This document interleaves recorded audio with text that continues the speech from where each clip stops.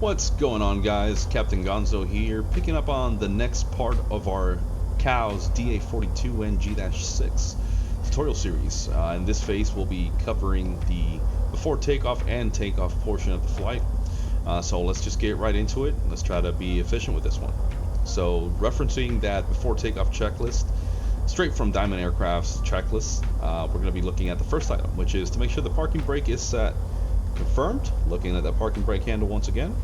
Seatbelts have been fastened. Adjustable backrest is in the most upright position. Rear door closed and latched. Let's go ahead and take a peek. Yep, looks good to me.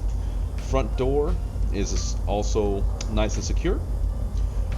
So what we want to make sure is that we don't have any lights on here on cast letting you know that the doors are open. You obviously want to secure that before you take off.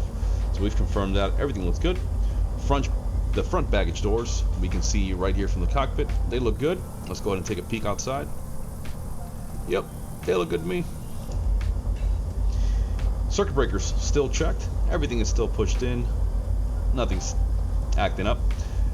Electric elevator trim, we've checked that it is in the takeoff position as indicated here. Fuel selectors checked on. They are both on.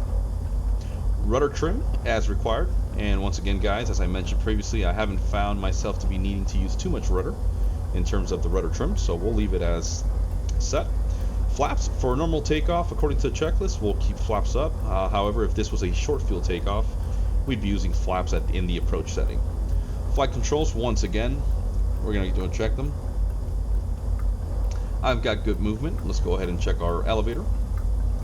Feels pretty good. Rudder's kicking left and right.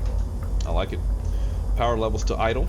The MFD wants us to make sure that we are in the engine EIS setting. And the engine instruments look pretty good. Everything's in the green. Now we're going to continue with the next part, which has us check the voter switches once again, make sure they're in the auto, as you can see there. Now we're going to go ahead and test the ECUs, which will cycle the props, and we should see some messages pop here on the CAS. So let's begin with ECU test on the left engine. And check it out, guys. You're seeing RPM increase, load increasing. As expected, left ECU B fail, left ECU A fail. Everything's good. And there's the prop cycling. Everything looks good. Now keep in mind, guys, the engine temperatures must be in the green range before performing the ECU test. So make sure you keep an eye on those engine temperatures. Make sure everything is nominal before you go through that test. Let's go ahead and check the right hand now. Same thing, right ECU B and A fail. Props are going to be cycling.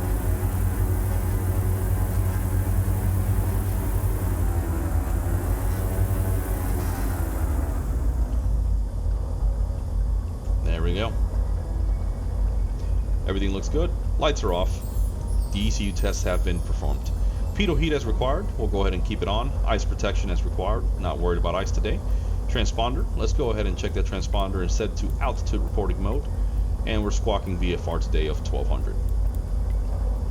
Fuel pumps are going to be turned to on. So left hand, right hand engine fuel pumps are on.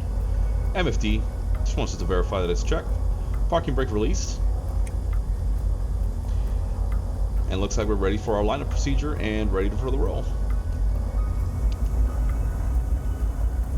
And just picking up on the last video here, we are in Indianapolis, or in the Indiana Executive Airport, just north of Indiana International Airport. So right now the approach end looks good. Departure, I don't see anybody on the runway. It looks like the airfield is ours. And we're going to be taking runway 36 here with a slight quartering headwind. Let's go ahead and get that landing light on. Now for this takeoff, nothing special. We're just going to be applying full power, and we're going to be looking to rotate at 76 knots. Once we rotate at 76 knots, we can establish a best rate of climb, as indicated here by the Y on the airspeed tape. And we're going to try to hold that with our pitch to maintain a good, stable climb out. Okay, guys, looks like we're all good to go. Looks like we've got a good takeoff clearance. Let's go ahead and get this party started. Power coming up. Full power, and here we go. We're off the brakes. A little bit of right rudder here to keep us center line. Airspeed's alive. Again, we're looking for that 72 knot mark to start rotating. 70 knots, rotating. Okay, good positive rate of climb. Gear coming up. And now we're going to pitch to maintain the 92 knots for VY, or best rate of climb.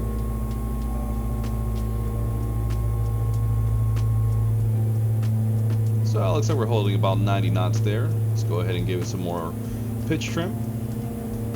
There we go, 92 knots.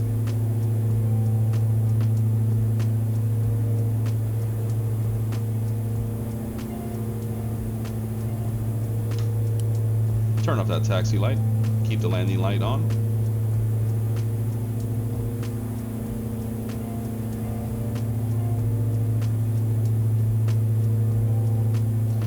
Beautiful day out here to be flying. Looks like some ceilings pretty high up there, probably close to 9,000 feet, and the lower levels are just about 2,200 feet or so. But there you have it, guys. Looks like we're maintaining a good climb performance here with full power. Climbing through almost 2,000 feet a minute here or more, and again, we're just shooting to maintain that VY speed as indicated there on our airspeed tape. At 94, 95, let's give it a little more pitch, and look at that wind. That wind is starting to kick up a little bit more than I expected. There we go. So there you have it, guys. This is the before takeoff and takeoff checklist, as indicated by Diamond Aircraft's real aircraft procedures checklist and operating manual. So the next part of this series will have us cover maybe some cruising and some power adjustments as necessary for cruise.